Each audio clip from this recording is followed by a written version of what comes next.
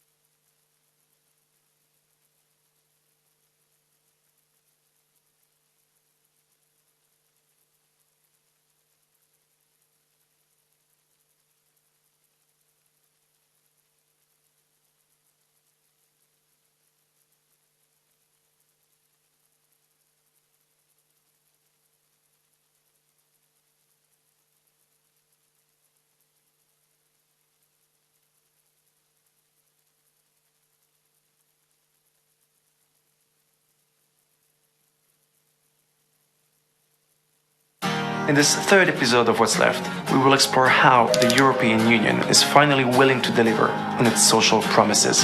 If we let everything happen as it goes, it's clear who's paying the price. We have about a decade, that's what scientists tell us, to change dramatically. We have to fight on many fronts. La socialdemocracia tiene que liderar esta respuesta social. How can people continue to be protected when the world is moving so fast? We need to put a red heart, a social dimension into the Green Deal with concrete policies. So welcome to Open Days here in the European Parliament with the S&D Group. On the road, on the path to Porto, we're talking about the social summit that is going to happen in Porto later this week, and we're going to be talking about what we would like to see in that Porto declaration. Joining me today are Pedro Marques, MEP from Portugal. Welcome. You're the S&D Vice President for a strong social and values-based Europe in the world and for communication and policy planning. Welcome. Thank you. And Agnes Jongerius, welcome as well. You're the MEP from the Netherlands, coordinator in the Employment and Social Affairs Committee for the S&D group, so spokesperson for that. Mm-hmm. And you know what? Usually during open days, this place is just full of thousands of people, right?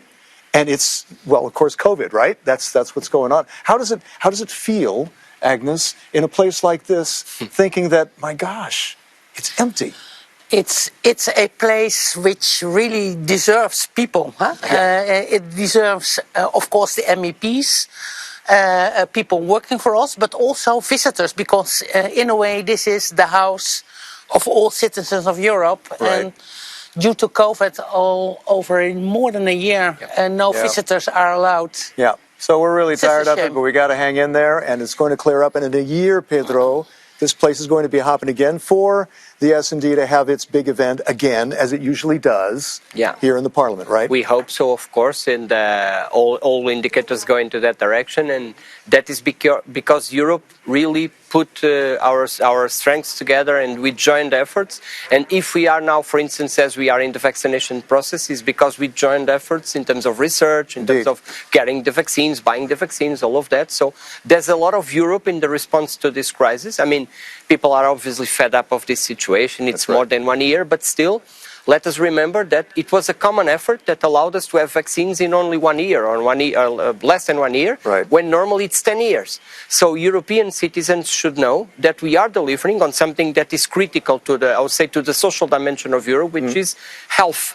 We are obviously this is probably the crisis of a century that we are dealing with. Yeah. But in the end, I mean, we are delivering as Europeans in a strong response to an unprecedented crisis. And health is going to be part of that Porto Declaration, along with youth. Today is really a focus on youth because we will have 3 young progressives joining us as well online very shortly. But what I'd like to start with is, and keep in mind that we are web streamed on the S&D website and on the European Parliament website. Send in your questions over this next hour via Twitter, hashtag EU Social Summit 21 and hashtag social rights.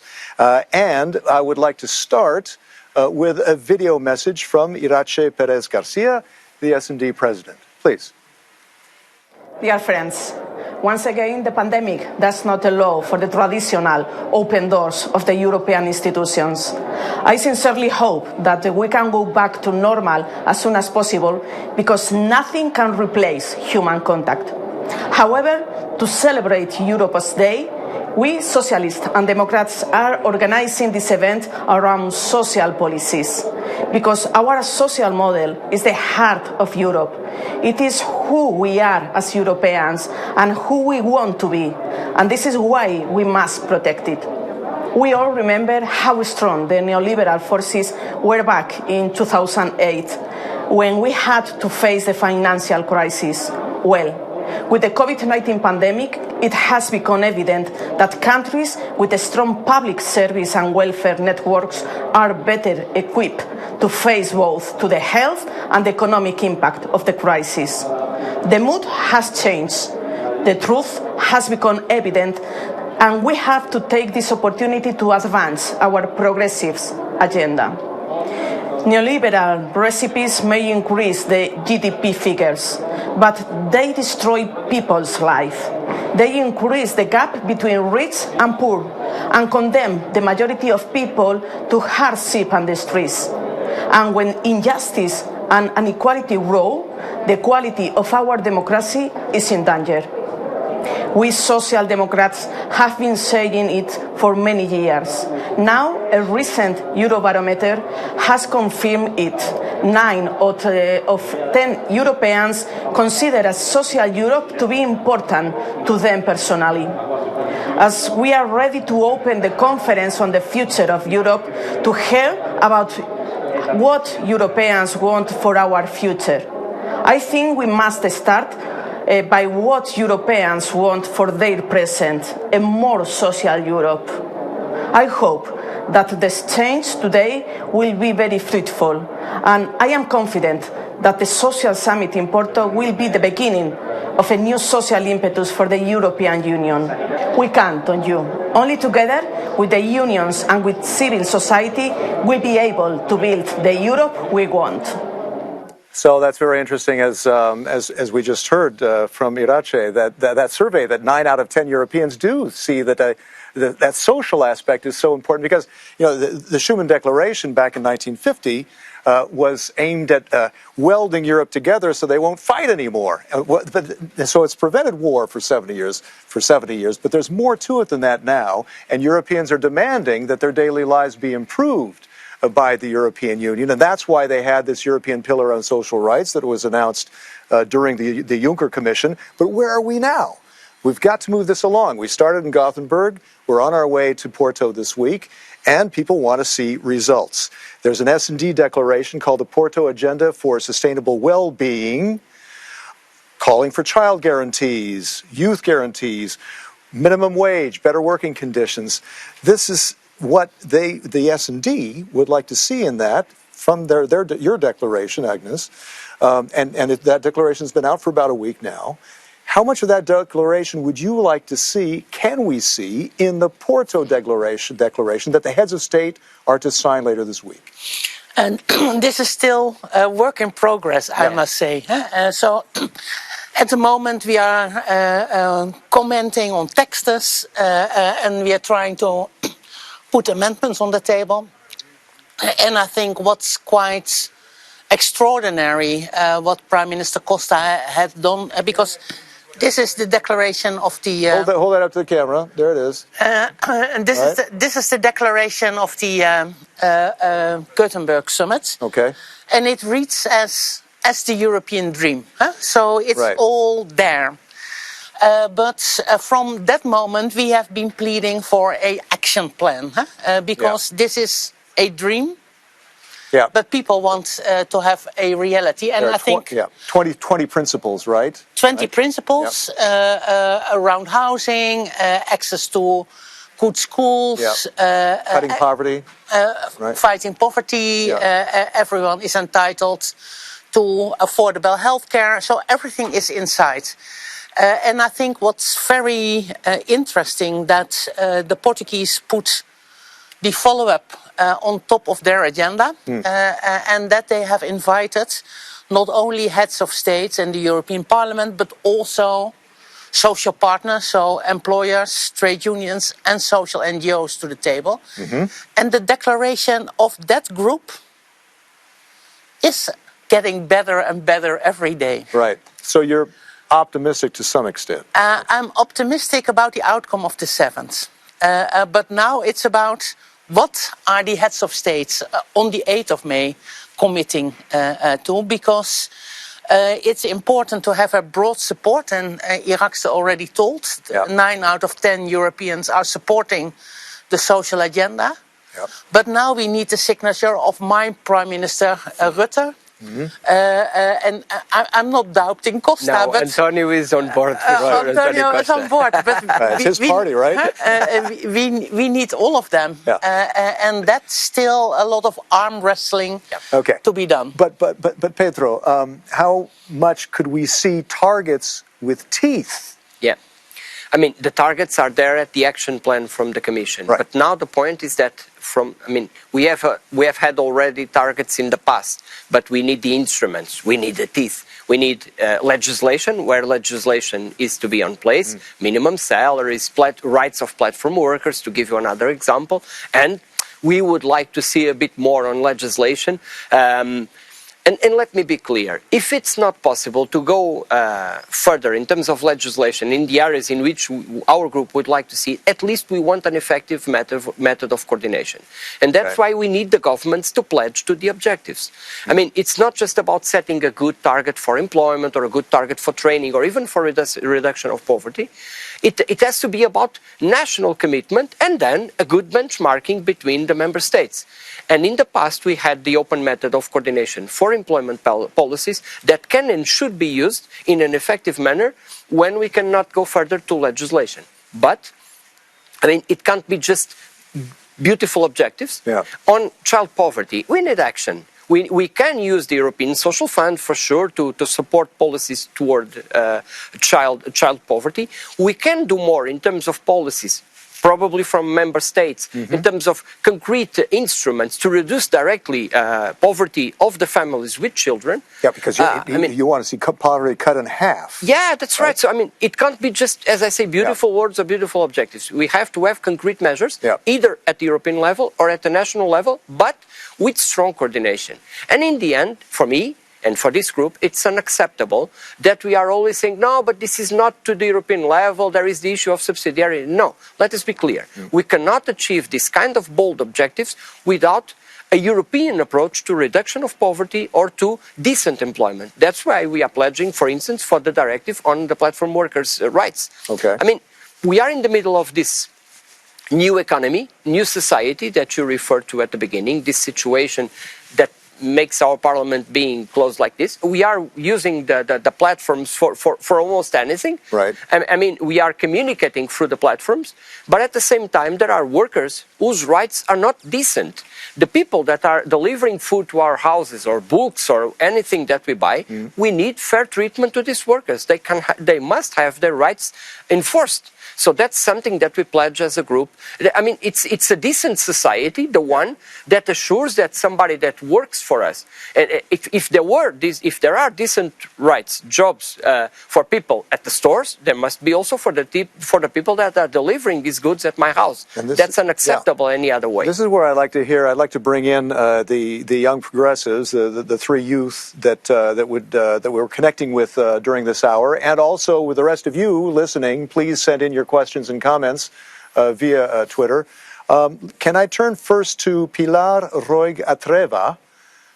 You are among one of the young progressives. Do you hear me, Pilar? Yes, I can hear you now. Hi, mucho gusto. Nice to see you. Thank you. Nice to see you too. Now, we discussed a bit earlier about this, you and I together, about the youth guarantee. That's a very important aspect of what the declaration should include.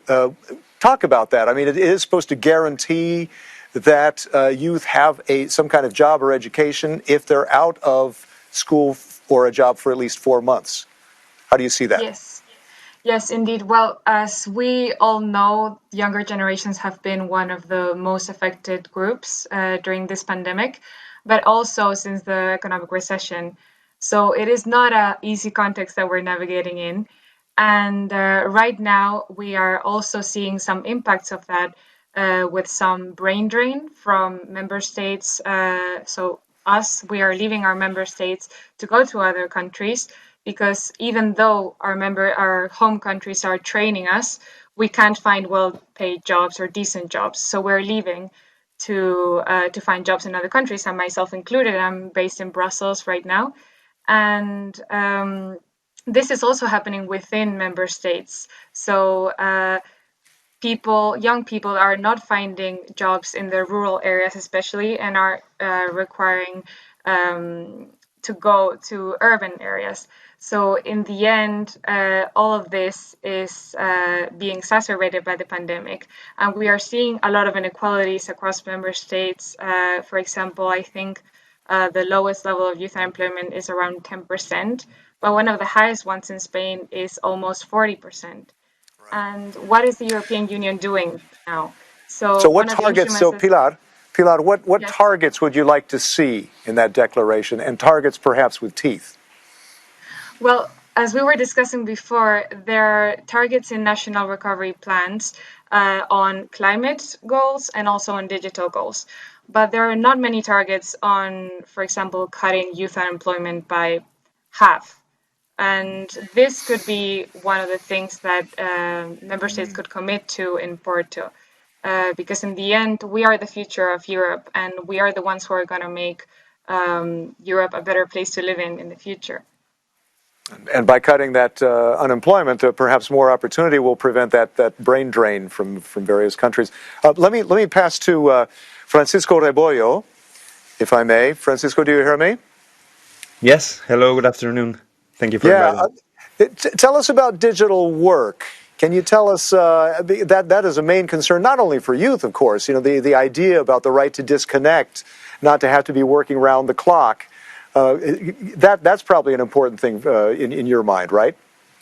Well, I think that we have a different paradigm right now. It kind of feels like a space shuttle, if I may, because we have a limited amount of space where, okay, this is where I work, this is where I eat, this is where I do the workout, if it wasn't allowed to go running. But before, while you could take the work from home, now the work is home. And it could be on us to set a difference and to put boundaries. But I would definitely love to see in the Porto Declaration that it's enforceable, that it takes part of the new digital rights, so we can have a working life balance, let's say. And about the fact that you have to provide your own kit, you have to have your own equipment to do this, right? That's a challenge as well, isn't it? Yeah, we're tell us actually your personal experience. Tell us about that. Well, while I was working, for example, last year in Brussels, I had to use my computer for most of the office stuff, and I had to replace it after a while. And you know, this depreciation that they call it wasn't into account on my contract.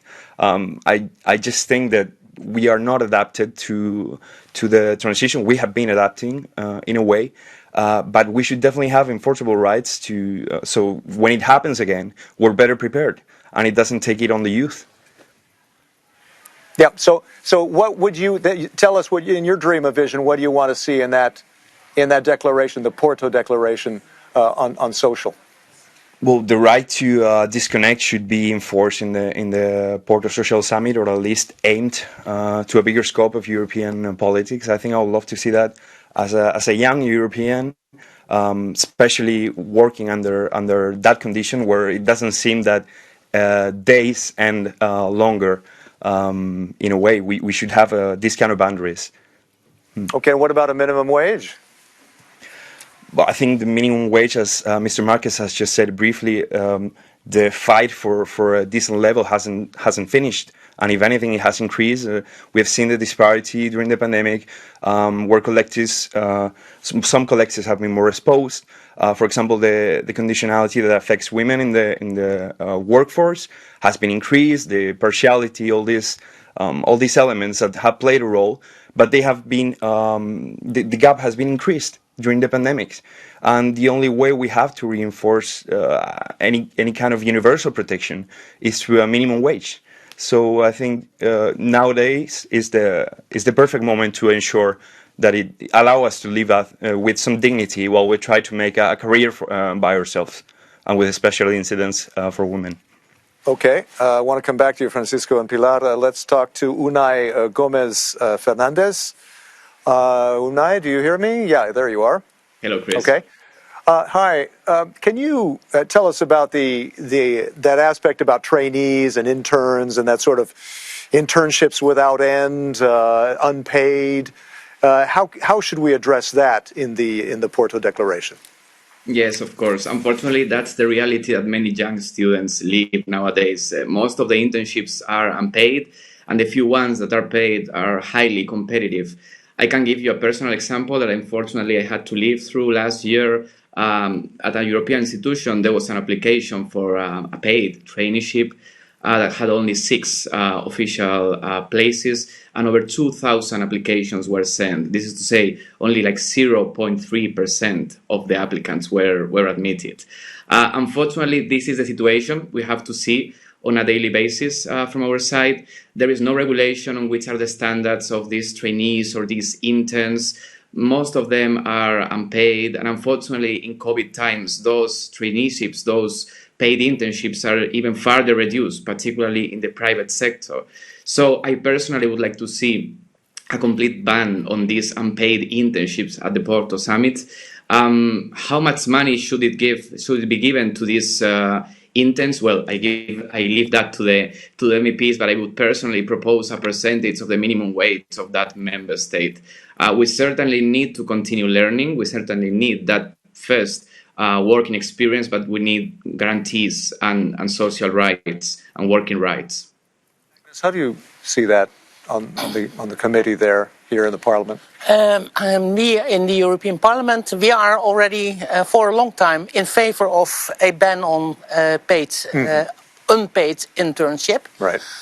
My colleague from Italy, Brando Benefei, has been very active. He has been the president of the Young European Socialists. before he entered the European Parliament. He's very active, but there is indeed on our side a total commitment, and we're trying to push.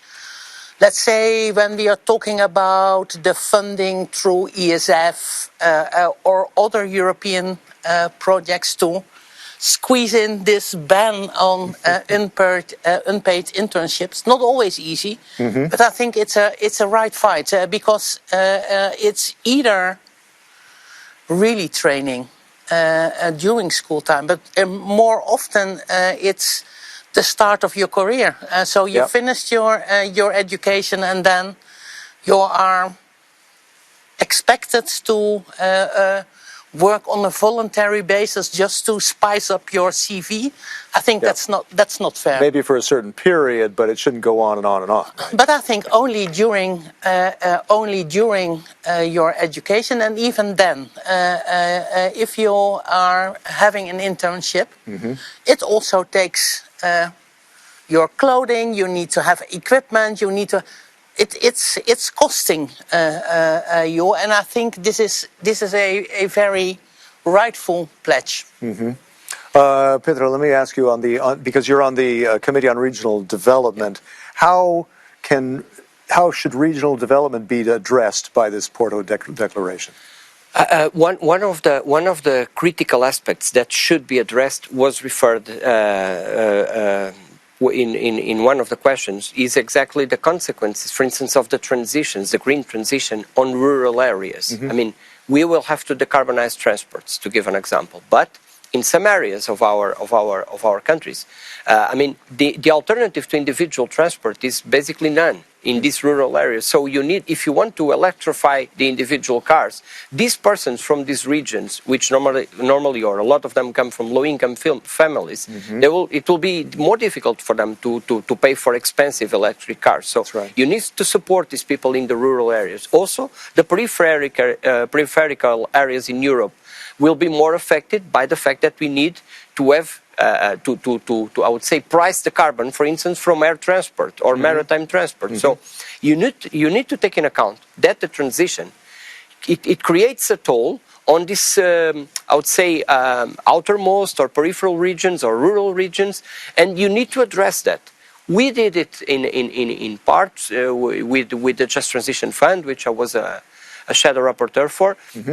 The paradigm of Just Transition Fund that was more or less set up for all regions and for all countries, but more specifically to address the issue of the transition from coal. I mean, we need it for the broader policies now within the green transition. I would say that it's clearer for the green transition in terms of its regional impact. For the digital transition, it's different impact. It's more, I would say, between cohorts, age cohorts, but there are still social dimensions to be addressed in the digital transition. There are probably more opportunities to the youngsters in the digital transition, I would say. But for instance, the elder workers are at risk in the digital transition. So you need to train them so that they are not left behind. To give another example. It has to be fair for workers of all ages, and of course also the young who are getting started too. It's difficult. Pilar, do you hear me? Yes, I can. Let me ask you about this. Now, I spoke, I think, at our last event with Thea Yark of ETUC, the ETUC Youth Committee, European Trade Union Confederation, and they have a report called The Future of Work. It mentions a number of things, including, as we were just talking about, just transition in fighting climate change. How would you, as a youth, see that just transition for you, that it somehow, that just transition be just for youth as well? Well, I think a lot of people have heard of the European Green Deal, and it certainly is going to be one of the programs that is going to determine the growth in the European Union for the next years, and that therefore involves us because we are the ones who are going to work for it too. So I think it would be also creating spaces for dialogue between youth and other stakeholders, even with institutions, so that we can be involved in that process. Because I think younger generations are very much concerned about climate goals. and we want to work on them, and not only through strikes, but also through cooperation with institutions, local, maybe a community-based approach that also can give back to the community later. So I think the younger generations are open to all of these strategies and initiatives that the European Union is also developing, but that can also be further developed and discussed in Porto. So there is that link between the green transition and the just transition that you and for youth that it'd be just for youth, that they not wind up becoming a bunch of yellow vests protesting the transition, right? Rather not, huh? And Pinar is right. It's about their future more than my future. But I think it's important to say, to underline what Pinar is saying, that young people want to be involved in the policy making and in the transition because they value this transition very much. But she was also right in her earlier statement when saying for the European funds and the recovery funds, there are much more, let's say, digital and green conditionalities than there are social conditionalities. Yeah, you want to work more of that into that. And I think our common battle is to have indeed more social conditionalities inside, so that indeed we are now all talking about leave no one behind, and that's a very good slogan. Yep. But it should also be a reality. And as Pinar was saying, I'm coming from the Netherlands. I also see highly educated Spanish young people working in our logistics and distribution, and more often than not being exploited by Dutch employers. So I think if we now have a young generation which is higher educated than any generation before them, right, and still are throwing them on a labor market where they have to work under the minimum wage, and employers are still able to deduct from their salaries because they provide for a bed. I think this is a common fight, because I think I'm very much in favor of labor mobility. But I think labor mobility should not be the same as exploitation of young people. Right. And I think we have a common fight to fight for a just and decent and green and digital future, but also a future where you're not forced to move 3-4 countries and still being exploited. Let me mention just a couple of other things that are in the S&D declaration ahead of Porto that I think is quite interesting, along with cutting the number of people in poverty in half, the child guarantee, the right to disconnect, digital work rights. It talks about closing the investment gap, Pedro, in social infrastructure, that there's a gap of nearly 200 billion euros a year. But how are you going to pay for that? Now, you're on that tax, the tax subcommittee. What about a digital tax? Yes, that's exactly the way to go. I mean, we need smarter fiscal rules, because the current fiscal rules, I mean, I call them the old fiscal rules because they are not even enforced at this moment because of the crisis, and we don't want to go back to those old fiscal rules because they were not suitable even for the pre-crisis, much alone if you talk about the post-crisis. So we need new fiscal rules that allow for green and social investment. But obviously, as you said, we need to finance the recovery and this social and green investment. So we do need new resources, new revenues. Right. So digital taxation is certainly at the table. Corporate taxation in general for the big multinationals must come to the table. And it's discussed at this moment at the OECD level with a strong push by President Biden, fortunately. And also... Yeah, because you have to do this on a global level, otherwise it's not going to work. Yeah. But fortunately now the US are on our side on that. I mean, Europe has been leading on the matter, and now the US are also on our side. I mean, even green taxation will generate resources, because when I said just a few minutes ago that we have to put a price on carbon emissions, that will generate resources through the ETS and the ETD that we can explain in another time. But I mean, it will generate resources, and the matter is that you should kind of earmark part of those resources to deal with the social consequences of the transition. Yes. That's what we pledged for. That's what, I mean, when Agnes was saying, leave no one behind, I mean, we know that there is a risk because of the green transition, as I said, that people in the rural regions, elder workers, etc., they might be at risk. So let us earmark part of these new revenues. At the same time, you are creating a fairer taxation, a fairer tax system, but at the same time, you are directing immediately the money where it should go to the low-income households, to address housing. I mean, the housing costs, they are high, and they will be higher with the renovation wave. The energy will be more expensive, the one that does not come from renewable energies. Aviation or maritime transport probably will be more expensive. But I mean, if you don't want gilets jaunes in all Europe, you need to address immediately from the beginning the consequences of this green transition into the low-income households, into those people that were protesting in the streets of France. Right. Franz Timmermans, our vice president and our champion for the Green Deal, Franz has said very correctly, either you have a just transition or there won't be a transition at all, because people won't accept it. Right. I mean, that's the issue, and that's exactly what Pilar was pledging for when she spoke a few minutes ago. Exactly. Let me turn to Francisco Rebollo about this aspect. About digital taxation. What's your feeling on that? Is there probably a lot of support for that among youth, right? Well, I mean, they are providing services as well, but they're gaining benefits. If you look, for example, of how Uber works, they do not own the vehicles, but they exploit them, and they make money out of that. And the same goes with Netflix and the content in an extent. So we should encourage actually that there's a level playing field and that they pay their taxes, because it's the only way to ensure that the people who say work under them have right conditions, that they contribute to society as part of the economic tissue.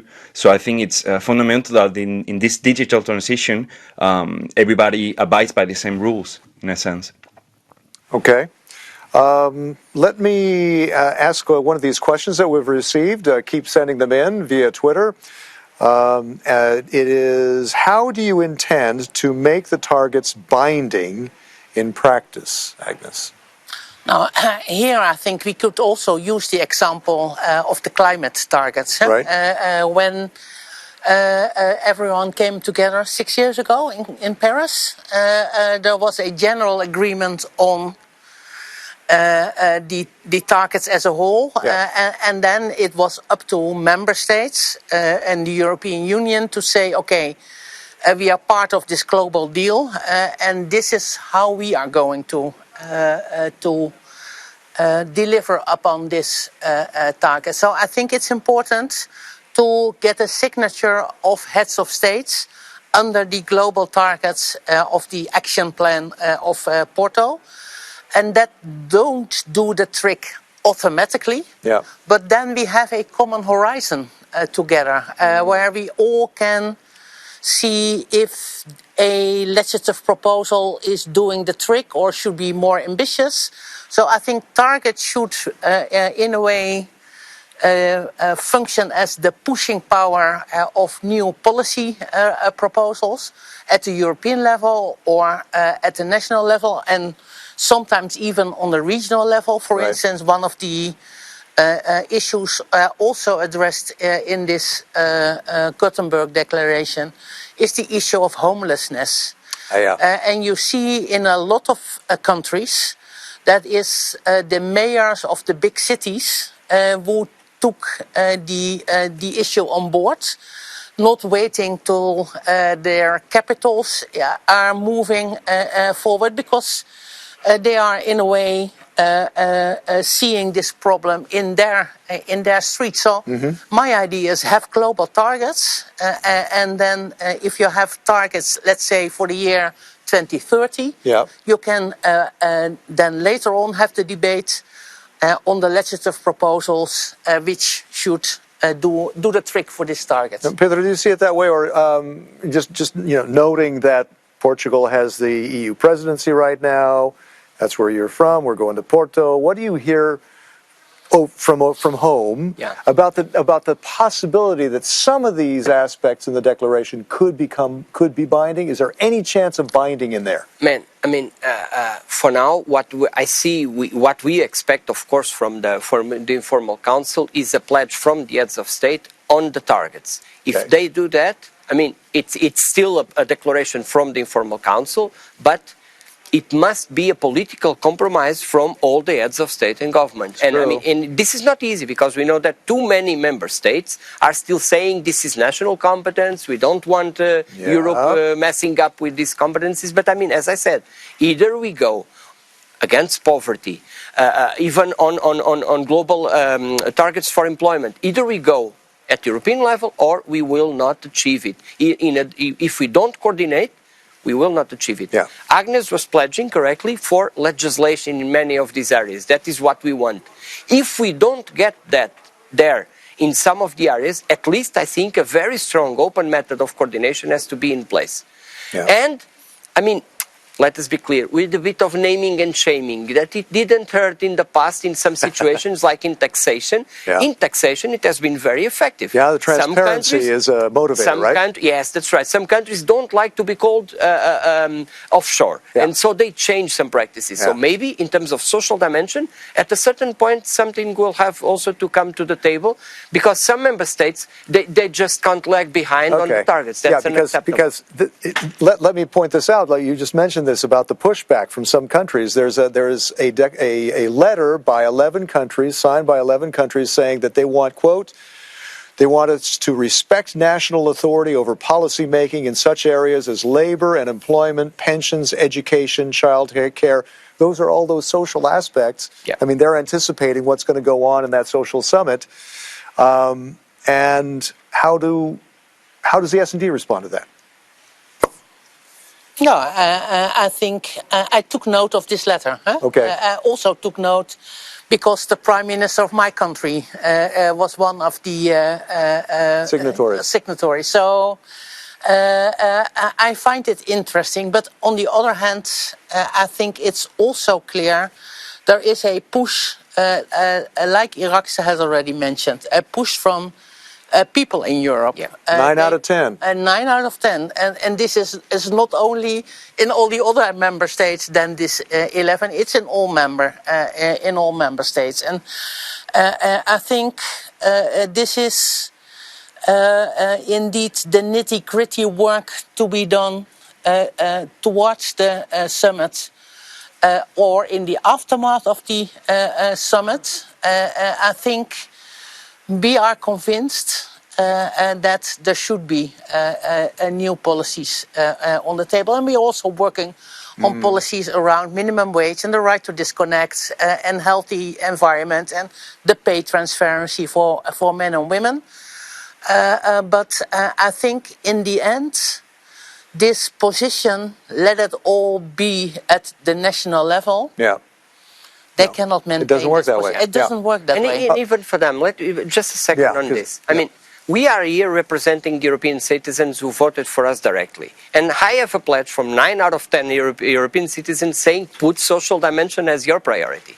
But also these prime ministers and presidents of government, are they comfortable with the idea that they come one time a month here to Brussels, to the Council, to discuss things, whatever important things they are, but not the thing that the citizens really want to be a priority of Europe? That's certainly unacceptable also for them. Yeah, People are saying that they want European policy to focus on the social dimension. So, it's for them and for us a responsibility to go into the direction of the priority of the citizens. I want to sound out our three young progressives, starting with Pilar. Pilar, on this, the S&D declaration says, quote, the Porto agenda is a milestone moment for Europe to take the essential next steps towards a viable and sustainable union.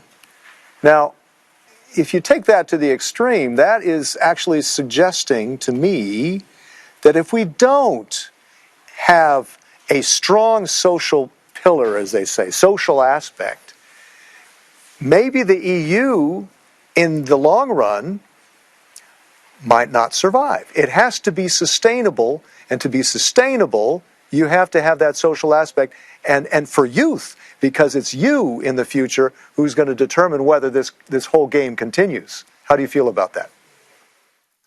I feel to an extent, as you said, it is like that because of course no one was expecting that we were going to be hit by a pandemic, and it has revealed a lot of weaknesses in the system and also opportunities that we can move forward then. So I think it is very important to keep that in mind because we want to prevent. We don't want to cure anymore. Sometimes we say that the European Union or some governments are more reactive than preventive in some sense. In this case, I think it is better to go with this strong declaration and these strong objectives because if not, if we point out to a very low threshold, then we will not be ambitious enough. So I think it is good that we are ambitious in this sense.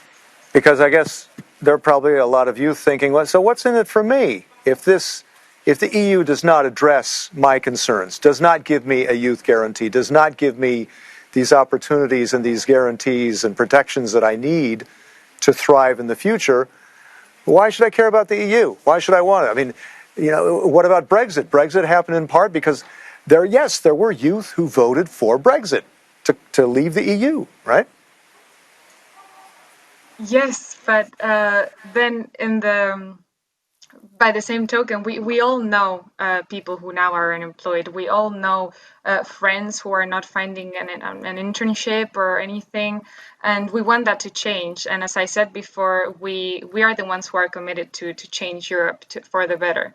And this pandemic, I think, has also highlighted that, which is the ambition that we need to change, and we need to make commitments. And as both MEPs were saying, we need concrete action from member states. And now that member states are also seeing the light of the end of the tunnel with the recovery plans, it's also an opportunity to put at the same level of importance the social objectives. Francisco Rebollo, and back to you. We've been talking with you about minimum wage, equal pay for equal work. And in that context, how do you see this as a milestone moment? The Porto summit, the social summit, as being a milestone moment for the EU? Is it almost existential in the long run? Well, I don't know if existential, but Pilar has described it. In times of crisis, there comes a possibility to adapt. And I think being too ambitious is not a problem because we actually need to face challenges that we haven't seen before. And the social affectation of this crisis is probably one of the biggest and the most necessary to address. I think that young people need to feel that Europe support not only the exclusive competences and the technical idea that comes through the media, but that actually being European, taking part in the same polity makes a difference. And I think it can be a milestone because it can unify our sense of belonging under a social umbrella. How to arrive there, it might be more complicated. Maybe that's the question for Pedro or Agnes, but we definitely need to achieve that sense of belonging to be a generation that is more compromised with Europe. Okay. All right. I am told I have a question in. Yes, of course, Unai. I want to ask you the same thing. Is this how much is this a milestone moment for you, this summit in Portugal? It's one of the few opportunities we have to recover the welfare state that has been lost over the last decades. I don't know if the last chance to save it or not. Hopefully, it will not. But unfortunately, in the last years, as Irache García at the beginning, there have been a variety of neoliberal policies that had our social welfare, our social rights, and eventually our access to social justice. And of course, for young people like we need to see that our future will be social, and indeed a crucial opportunity, as I was saying, hopefully not the last one, to regain this welfare state, this social contract we had in the past. So yes, definitely very important. I think there's another angle I wanted to examine with you, Unai, is on minority rights and discrimination. How much should that be addressed in the Porto Declaration? I think it should be in. No, in the last days we have seen a Latvian paramedic was killed because of it very recently. Unfortunately, this is not an isolated case. In the previous, another person in Belgium was killed because of his sexual orientation. Pedro was talking at the beginning about a new society, this new opportunity given by COVID. Let's try not to inherit old problems such as, of course, this is all part of the social shield we need. People, I think that I'm speaking of everyone, this should definitely be included in the Porto Summit, the profit, but not just as a decision by itself, but with teeth, some kind of regulation, binding targets, instruments, something that can make the life of cities bearable in European states. I think it's especially important during this hour to hear from youth, because there has to be that passion from youth demanding action in this Porto Declaration. Your arguments for this, for integrating youth concerns in here. Pilar, there's one aspect that we haven't really talked about yet too much in the S&D Declaration, that talks about affordable housing. There needs to be affordable housing. What's the aspect there for youth? Youth are struggling, and it is difficult for youth to find affordable housing, right? Definitely. That is one of the main problems, I think, that we are facing right now. Not only youth, but also other groups of society and vulnerable groups. Oh, we're a little bit okay. I think I hear you. Continue. Oh, okay, we froze. Maybe I can jump over to Francisco. Can you talk about that before we get back to Pilar? Okay. I think she's back. Well, just Are you back, Pilar? Yeah, go ahead, Pilar. Continue. Sorry. Okay, now I think, can you hear me well? Yeah, I hear you fine now. Try it again. Affordable housing. Okay. Yes, I was saying that it is indeed a very important issue because an equal and just society, it is also based on social services. And if we don't have strong social services, we are losing that pillar of just basic living. And it is important that this is also addressed in Porto, because we all know now people that have been have not been able to pay the rent, or people from the healthcare sector that have been severely affected, and also people working in nursing homes. So those jobs and also this investment is very important that member states keep in mind for the future. Francisco, can you add to that? Can you tell us a story about that?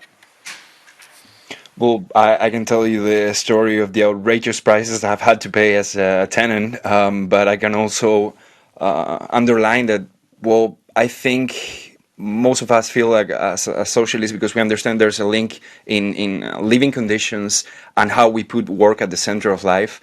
The fact that most millennials, most of our generation, believe that having a mortgage is almost like a unicorn, that we will probably be moving from place to place, trying to get upgrades in our living conditions, but we're playing in a different scenario than our parents did, and we should need some aids to be able to have at least the same opportunities for the people who maybe want to own a house, or that they don't have to face outrageous situations with tenants with no guarantees, that it doesn't make life, working life, let's say, easier if you have to face that as well. Pilar, can I come back to you? How much are you concerned? Pilar is cut off. I'm so sorry. Well, okay. Let me go back to Unai then. Unai, you hear me? Are you with us? Okay, maybe. Well, Francisco. Sorry, Unai. You hear me? Okay, good. How much are you concerned that because of the COVID crisis, and if we're not successful in really having a substantive Porto Declaration signed by the heads of state, that we risk seeing a lost generation as a result? I believe that we will unfortunately continue with the inertia in advance. So these policies, particularly social, will be carried on. And the same goes for green transition, digital transition, the just transition. Unfortunately, I don't know if all political parties represented at the European Parliament are as convinced or as willing as the Socialists and Democrats to continue in that sense. If they aren't, they must be convinced. They must be brought into the. We cannot be, as Agnes was before, the generation that is best prepared, best educated, and the first generation to live worse than their parents, worse living conditions, worse housing conditions, salary conditions. This is not acceptable. We should really work to change this and not to let this happen.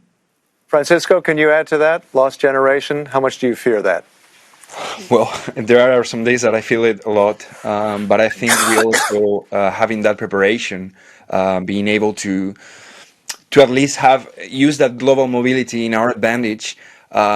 Still, I think we should be vigilant. Like all the challenges that you and I just mentioned form part of our reality, and the way to face them is recognizing that more cohesion could actually help us. Being united against those kind of challenges, because individualism in that sense is not going to take us further. We've seen that. So probably that's the biggest challenge. Yeah. Francisco, thanks. Pedro, cohesion, that raises that idea again about regional development, right? I mean, how much should that be a factor? How much are you worried about that possibility of a lost generation? Well, I mean, we should be worried because, I mean, we are talking with youngsters, Europeans, that they believe in Europe, they have experienced Europe, probably they went through Erasmus or something, they they were in Brussels, but let us think about the millions of youngsters that they didn't even have the chance to get full education, for instance, or they only get a very low-paid job in the end of secondary school or something like that. There are millions of Europeans in that situation. Why? Because for I would say for 2 decades or something like that, there was a kind of a dualism in Europe in which these youngsters were the low protected. No labor rights practically for the youngsters. The unpaid internships, all of that for almost 2 decades was the norm, was the paradigm. Fortunately, I think that there was kind of a reaction to that a few years ago before the pandemic. I tend to think that the 2 to 3 years before the pandemic, we were starting to change things a bit with the work of the European Parliament, with examples of some socialist governments like mine in Portugal, to give an example. We were showing that there is an alternative. We were raising minimum salaries. We were putting an end to those unpaid internships. We were creating better labor conditions. And the economy was growing in those countries like mine. So we were showing, indeed, to the liberals that there was an alternative. This week, Financial Times was saying the left is winning the debate of ideas. And this came at the Financial Times. And this means that, I mean, we are proving now, particularly within this crisis, in which we are again in a huge danger of losing many of those youngsters because of loss of capacity to create jobs because of the crisis. But we are showing again, we are proving again that the welfare state, that quality public services are indeed the only alternative. If we didn't create in Europe quality health, public health in our countries, how would we be in the reaction to this crisis, to this pandemic? I mean, it made a huge difference that we have good public health in Europe, in most of the countries, to handle this crisis. So, I mean, we are indeed showing that public investment, social investment, can make a difference. And at this moment, in which there is obviously a huge risk because of the loss of capacity of the economy to create jobs now, there's again a risk for those youngsters. And we must do whatever we can to indeed do not lose this generation. We need all their capacity in their countries, if possible, certainly in Europe, but if possible in their countries, creating welfare again in their countries. I mean, I think there is, again, a consensus, or it is recreated at this moment, is being recreated, a consensus that welfare state delivers even on the side of the economy, even on the side of the economy. Well, Pedro, we look forward to being in Porto with you. Yes, we'll surely be together. And we're going to have a big discussion with many, many figures, many big names for the S&D in Porto on the eve of the summit. That's going to be on this Thursday, so be sure to watch us then as well. Agnes, also some final comments here before we go to show a couple of videos, which I think is quite. There's one called "The Shower Story" about the right to disconnect. It reminds me of a Hitchcock.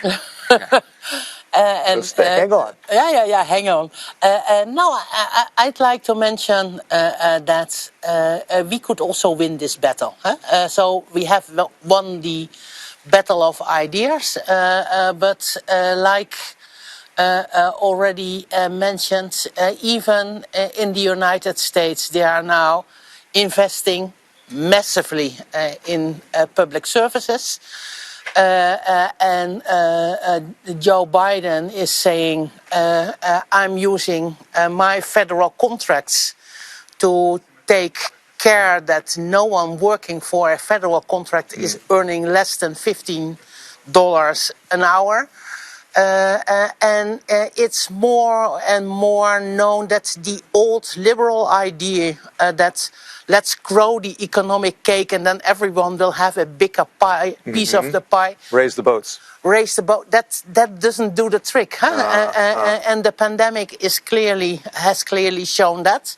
There are inequalities. There are inequalities between member states, in member states, and indeed also between generations. And I think if we are really listening to the signs of the time, people pleading for social Europe.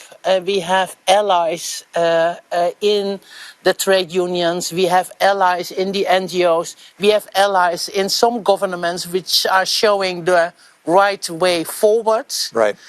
Let's use this time. Let's listen to the signs of the time and make use of indeed steering the boat in a different direction. Agnes. Especially for young people. Yes. Yes. Agnes, thank you so much. Pedro as well. And to Pilar, Francisco, and Unai.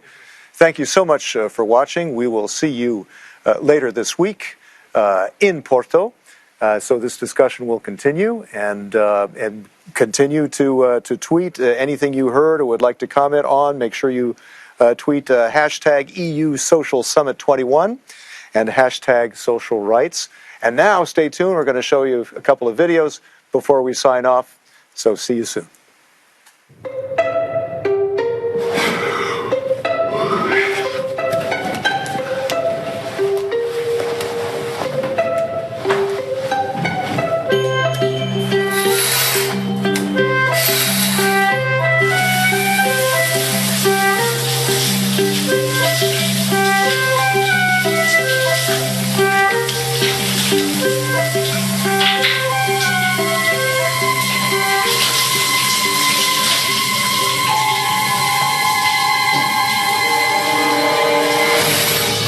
Vos, Giuseppe.